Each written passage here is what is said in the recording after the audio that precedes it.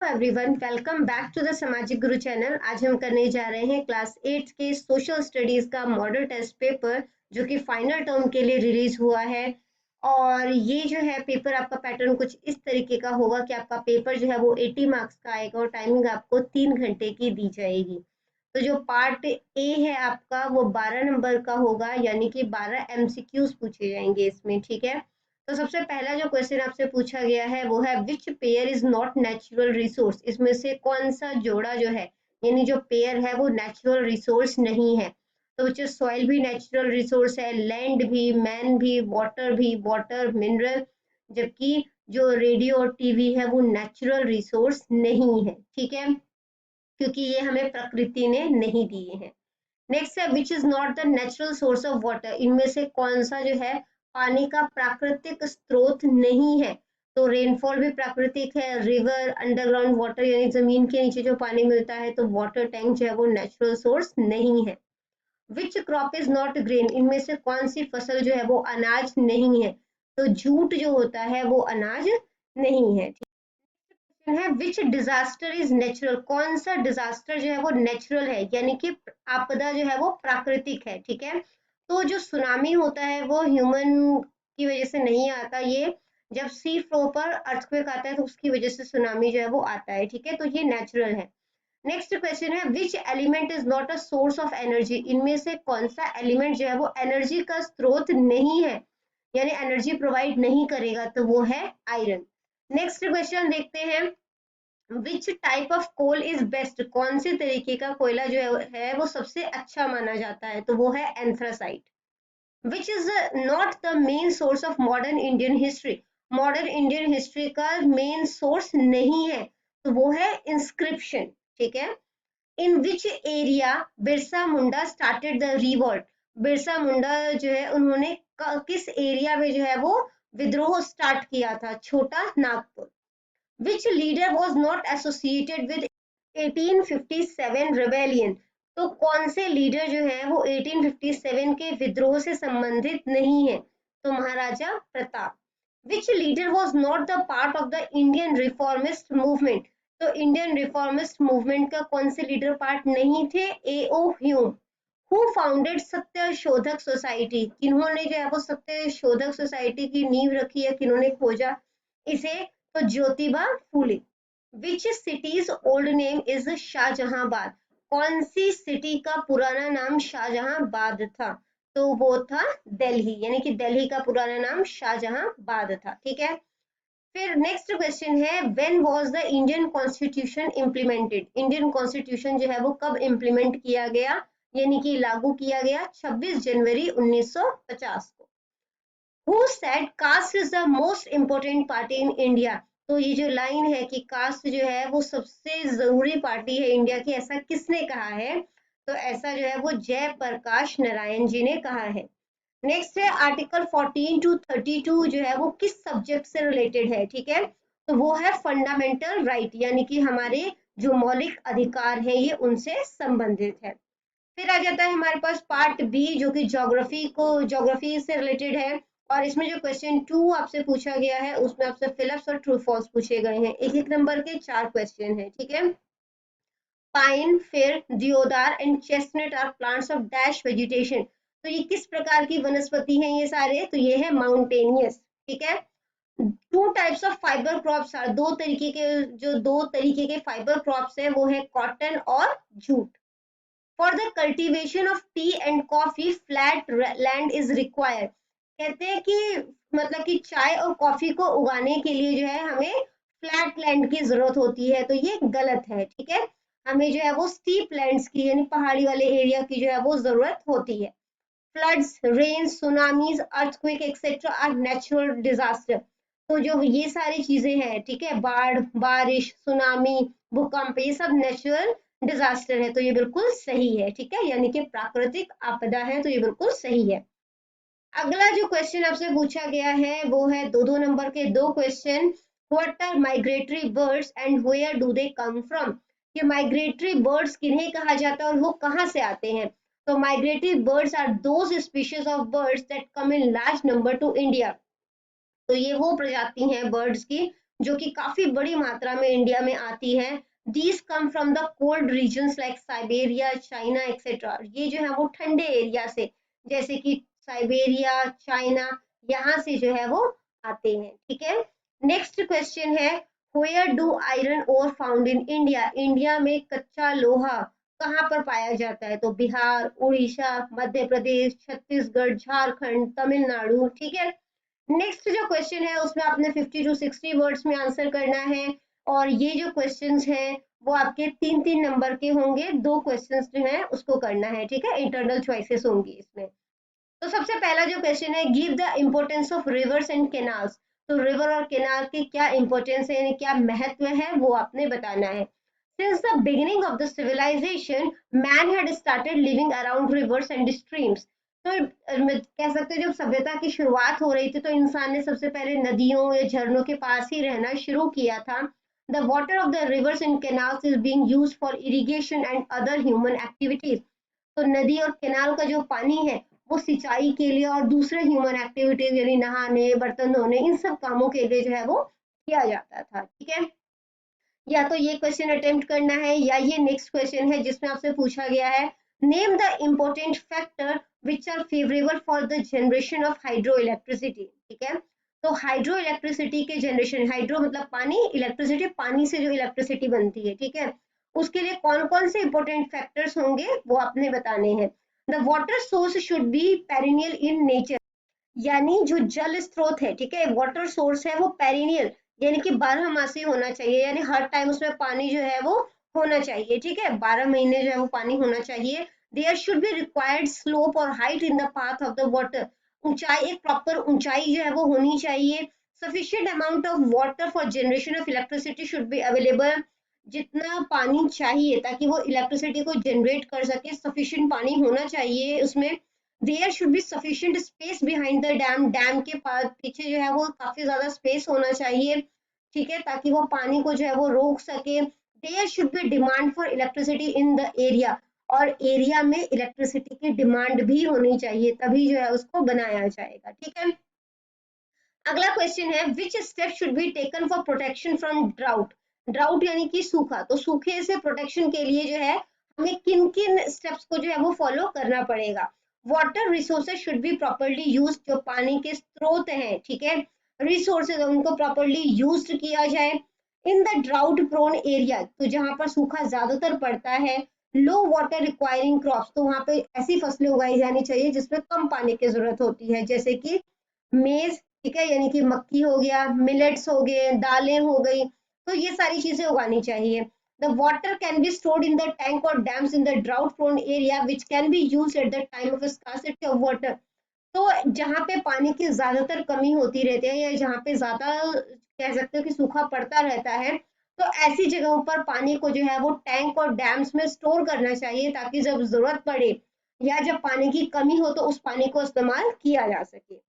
Next है, more of trees should be planted in such areas as it gives rise to the humidity. ज्यादा से ज्यादा पेड़ जो है वो लगाने चाहिए ताकि एनवायरमेंट में ह्यूमिडिटी जो है वो पैदा हो, ठीक है, यानी नमी पैदा हो। The tree also helps in bringing the rains, जो पेड़ होते हैं, ठीक है, वो क्या करते हैं, वो बारिश लाने में हेल्प करते हैं, इसलिए ज्यादा से ज्यादा पेड़ों को हमें लगाना चाहिए। या तो नेक्स्ट क्वेश्चन आपने अटेम्प्ट करना है, why should we use the exhaustible resources wisely and with hesitation? तो हमें जो एग्जॉस्टिबल रिसोर्सेज यानी ऐसे रिसोर्सेज जो कि खत्म हो जाएंगे एक टाइम के बाद, ठीक है, तो उन्हें मतलब कि काफी बुद्धिमत्ता से इस्तेमाल करना चाहिए। क्यों? The stocks of exhaustible resources are limited, अब तो एग्जॉस्टिबल रिसोर्सेज है वो थोड़ी मात्रा में है हमारे पास, ठीक है। About 80% of the fossil fuel will be finished in 1 century. तो जो 80% तक का जो फॉसिल फ्यूल है वो एक ही सेंचुरी यानी कि 100 ईयर्स में, इस 100 ईयर्स में खत्म हो जाएगा लगभग 80%। So we should use these resources wisely and with hesitation to use this for a long time. तो ये जो हमारे पास रिसोर्सेज, एग्जॉस्टिबल रिसोर्सेज को हम लंबे टाइम तक इस्तेमाल कर सके, इसके लिए हमें इन्हें जो है वो बुद्धिमत्ता से कह सकते हो, बुद्धिमानी से जो है वो इनका इस्तेमाल करना चाहिए। नेक्स्ट आ जाता है मैप पॉइंटिंग। इसमें आपको 10 प्लेसेस पूछे गए हैं जिसमें से 7 प्लेसेस आपने मार्क करने हैं। तो ये टोटल जो है वो 7 नंबर का मैप पॉइंटिंग है। सबसे पहले हमसे पूछा गया है ब्लैक सॉइल एरिया, तो ये आपको महाराष्ट्र में देखने को मिलेगा, ठीक है। तो महाराष्ट्र में ब्लैक सॉइल जो है वो मिल जाता है।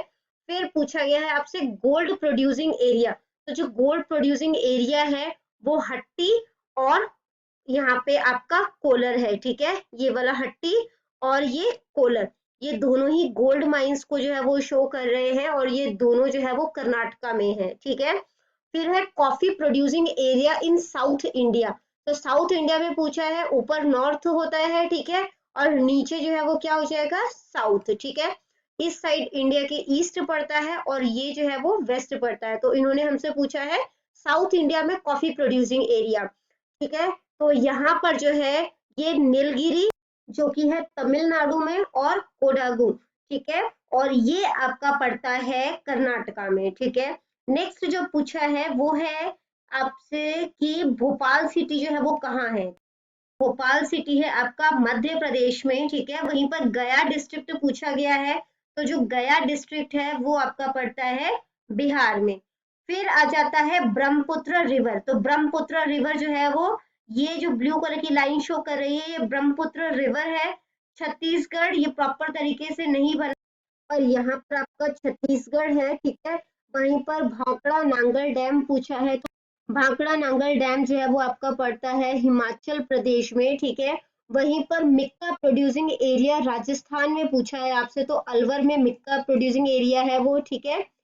जबकि लोकेशन ऑफ गया पूछा, ये हम कर चुके हैं। एरिया विथ डेल्टाइक वेजिटेशन, ठीक है, तो यहाँ पे डेल्टाइक वेजिटेशन पाया जाता है वो एरिया जो है, तो ये जो शो कर रहा है ये आपका है आंध्र प्रदेश। जबकि जो ये दूसरा एरिया जो है ये आपका पड़ता है उड़ीसा में, और ये जो ग्रीन कलर से दिख रहा है ये आपका पड़ेगा कोलकाता यानी वेस्ट बंगाल में, ठीक है। तो वेस्ट बंगाल में पड़ रहा है ये, तो यहाँ पे मैप जो है वो कंप्लीट हो जाता है। आगे बढ़ने से पहले अगर आपको हमारी वीडियोस पसंद आती है, हमारी वीडियोस आपके लिए किसी भी तरीके से हेल्पफुल है, तो चैनल को फटाफट से सब्सक्राइब कर दो, क्योंकि यहाँ पर इस तरीके का हेल्पफुल कंटेंट अपलोड होता रहता है। आगे चलते हैं, नेक्स्ट पार्ट जो है वो हिस्ट्री से लिया गया है, जिसमें आपसे पूछा गया है ट्रू फॉल्स ऑफ फिलिप्स। एक एक नंबर के 4 क्वेश्चन है ये। Standard unit for measuring land is hectare, कहते हैं कि लैंड को, मतलब जो लैंड को नापने का जो स्टैंडर्ड है वो हेक्टेयर है, ठीक है, तो ये बिल्कुल सही है। अलीगढ़ मुस्लिम यूनिवर्सिटी जो है वो 1875 में जो है वो बनाई गई थी, तो ये बिल्कुल गलत है। Due to the efforts of Raja Ram Mohan Roy the dash system was declared illegal, Raja Ram Mohan Roy के कोशिशों की वजह से कौन से प्रथा को इलीगल घोषित किया गया था, सती प्रथा को। In 1843 AD, government abolished dash in India, 1843 AD में गवर्नमेंट ने जो दास्ता है, गुलामी है, उसको जो है वो हटा दिया था, ठीक है, स्लेवरी जो है उसको हटा दिया था। नेक्स्ट है, दो दो नंबर के क्वेश्चन है, आंसर करना है आपने इन क्वेश्चंस का। Which word was used by Mahatma Gandhi for the lower caste people and what is it's meaning, तो महात्मा गांधी द्वारा जो लोअर कास्ट पीपल है उनके लिए कौन सा शब्द का इस्तेमाल किया गया था और उसका अर्थ क्या है। Mahatma Gandhi ji use the word हरिजन, महात्मा गांधी जी ने हरिजन वर्ड का इस्तेमाल किया था लोअर कास्ट पीपल के लिए, जिसका मतलब होता है हरिजन, ठीक है, यानी कि भगवान के बच्चे, the children of God. Was the founder of civil service in India, Bharat में सिविल सेवाओं के संस्थापक कौन, आंसर है लॉर्ड कॉर्नवालिस। नेक्स्ट है, तो 50 टू 60 वर्ड्स में इसका आंसर करना है नेक्स्ट क्वेश्चन का, जो कि इसमें कि आपको इंटरनल चॉइसेस भी दी जाएंगी। पहला क्वेश्चन है, what do you mean by regulation act, कि आप रेगुलेशन एक्ट से क्या समझते हैं। The regulation act of 1773 AD was passed to inquire the working of East India Company, 1773 AD का जो रेगुलेशन एक्ट था वो ईस्ट इंडिया कंपनी की कार्य प्रणाली की जांच के लिए जो है वो पास किया गया था। According to this act, Governor General of Bengal and 4 members of his council was established. इस कानून के तहत बंगाल के गवर्नर जनरल और 4 सदस्यों की जो है काउंसिल जो है वो स्थापित की गई। They had given the right to control and take decision for administration. उन्हें अधिकार दिया गया कि वो एडमिनिस्ट्रेशन को कंट्रोल कर सकते हैं और वो उनके लिए डिसीजन ले सकते हैं। या तो ये क्वेश्चन करना है या ये नेक्स्ट क्वेश्चन है, explain the condition of women in the 19th century, 19th century में विमेन की क्या कंडीशन थी उसके बारे में बताना है। In the 19th century the condition of the women was pitiable in the Indian society, तो बहुत ही दयनीय स्थिति में थी औरतें। Social evil such as sati system, female infanticide, slavery, purdah system, ban on widow remarriage, polygamy etcetera were prevalent in the society. तो उस समय समाज में जो कुछ कह सकते हो कि जो सोशल इविल थी, ठीक है, सोशल इविल मतलब कि क्या सामाजिक जो बुराइयां थी उनमें से कुछ है सती सिस्टम, यानी कि जो सती प्रथा थी, फीमेल इन्फेंटिसाइड, फीमेल को जो है वो मार दिया जाता था, ठीक है, मतलब जन्म से पहले ही मार दिया जाना, स्लेवरी दासता, पर्दा प्रथा, इसके अलावा जो विडो रीमैरिज है यानी विधवा का पुनर्विवाह उसको बैन कर देना, पोलीगैमी मतलब बहु विवाह, ठीक है, तो ये कुछ जो है वो कह सकते हो बुराइयां थी। नेक्स्ट क्वेश्चन है write down a note on the battle of Plassey. तो बैटल ऑफ प्लासी पे जो है वो एक नोट लिखना है। तो बच्चों जो बैटल ऑफ प्लासी है वो ब्रिटिश ईस्ट इंडिया कंपनी और नवाब ऑफ बंगाल जो कि सिराजुद्दौला थे उनके बीच जो है वो लड़ा गया था। The nawab was annoyed with the British due to various reason. तो जो नवाब थे वो ब्रिटिश से जो है वो बहुत ही ज्यादा गुस्सा थे, बहुत सारे रीजन थे इसके लिए। He caused a great loss to the British by invading Kazim Bazar. उन्होंने काजिम बाजार पर आक्रमण करके अंग्रेजों को काफी ज्यादा नुकसान पहुंचाया। To take revenge Clive hatched a conspiracy against him and won the confidence of Mir Jafar, the army commander of the nawab of Bengal. तो बदला लेने के लिए जो क्लाइव थे उन्होंने जो है वो मतलब कि एक कह सकते हो साजिश रची और बंगाल के नवाब के जो सेनापति थे, ठीक है, जो जिनका नाम मीर जाफर था, उनसे जो है वो मतलब कि उनको अपने विश्वास में ले लिया, ठीक है। और इसका रिजल्ट क्या हुआ कि व्हेन द बैटल स्टार्टेड, जब युद्ध जो है वो शुरू हुआ, मीर जाफर स्टूड असाइड, वो जो है वो एक साइड खड़े हो गए, ठीक है। Sirajuddaulah was discouraged as a result of this treachery of Mir Jafar and ran away from the battlefield. तो इस विश्वासघात की वजह से सिराजुद्दौला को डिस्करेज किया गया और वो मैदान छोड़कर चले गए।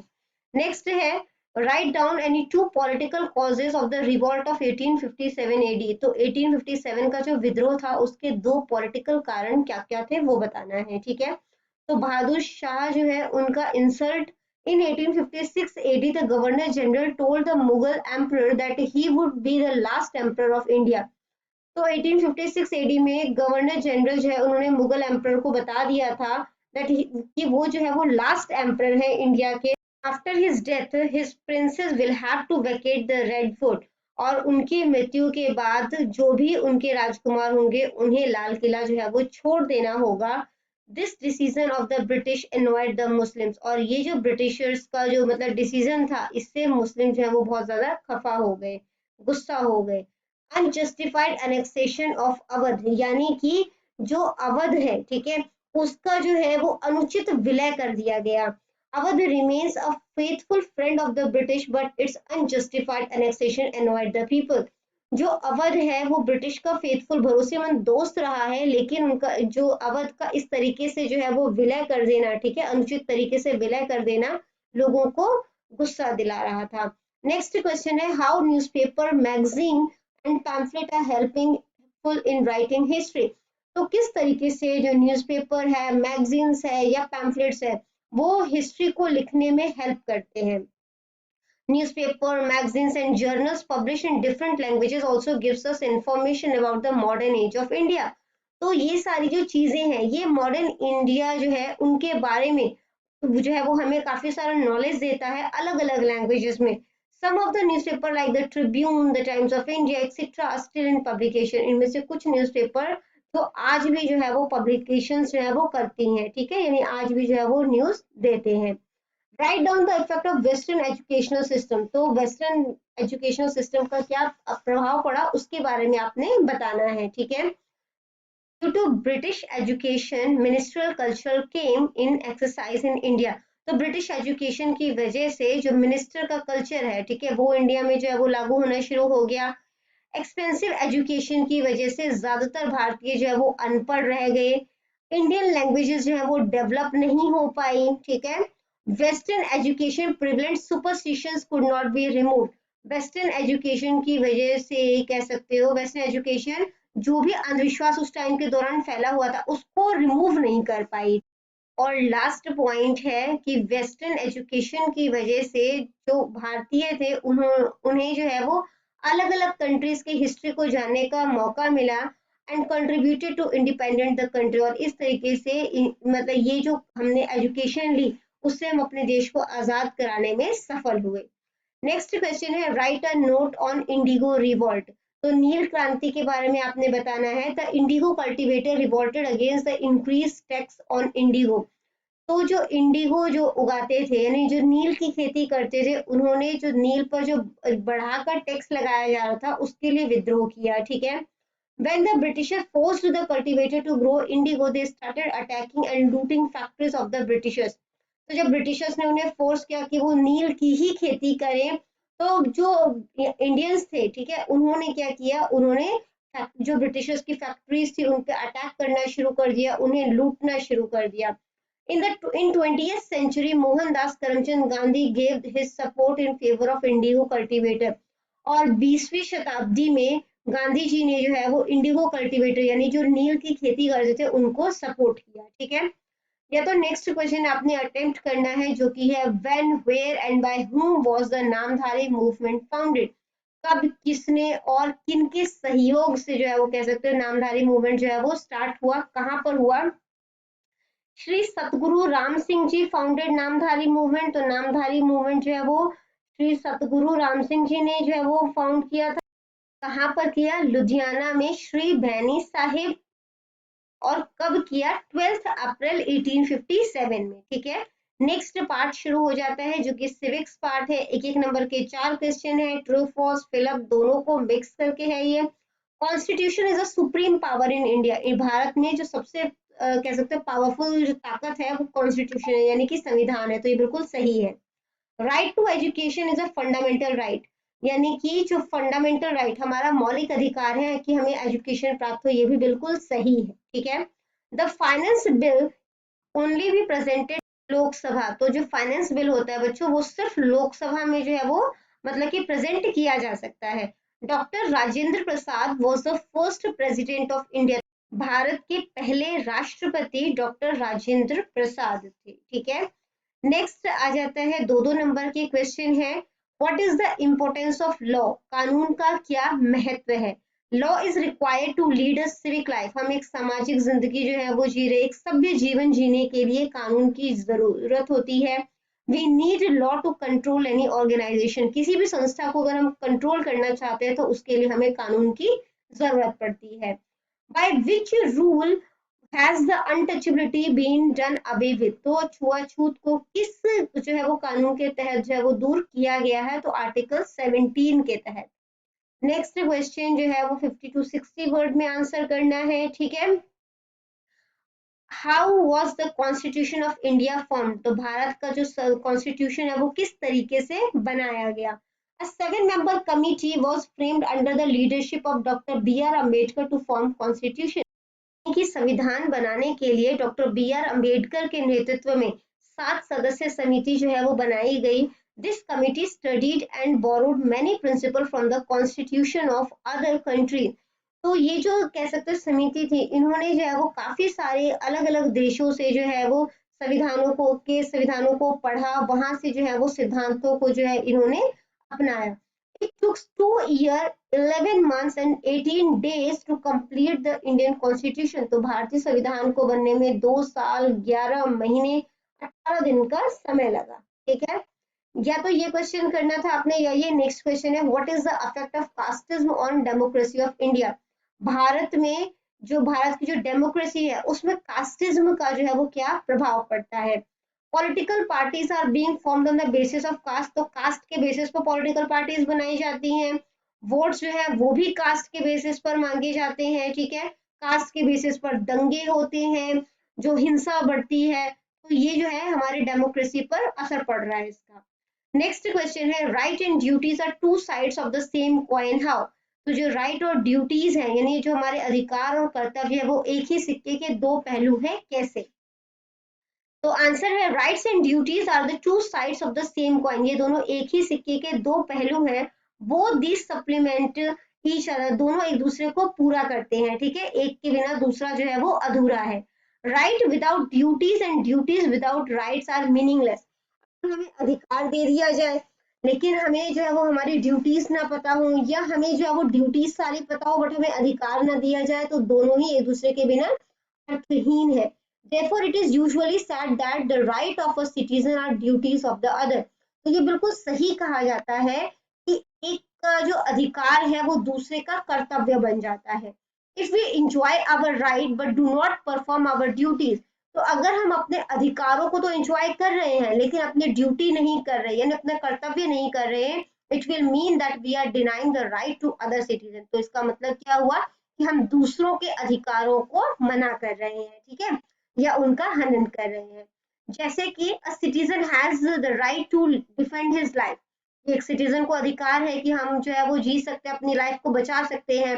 Therefore it is his duty that he should not harm other, तो ये जो है उसकी भी ड्यूटी है कि वो दूसरों को नुकसान ना पहुंचाए।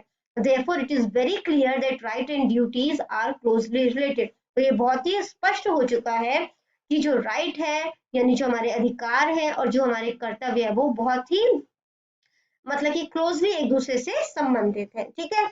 या तो नेक्स्ट क्वेश्चन अटेम्प्ट करना है कि क्रिमिनल केसेस जो है वो क्या है, what is the difference between a civil and a criminal cases. तो सिविल और क्रिमिनल केसेस में क्या अंतर है वो बताना है, ठीक है। तो क्रिमिनल केसेस जो है वो क्या होते हैं, ये केसेस जो है नाम से पता चल रहा है क्राइम हुआ है ना।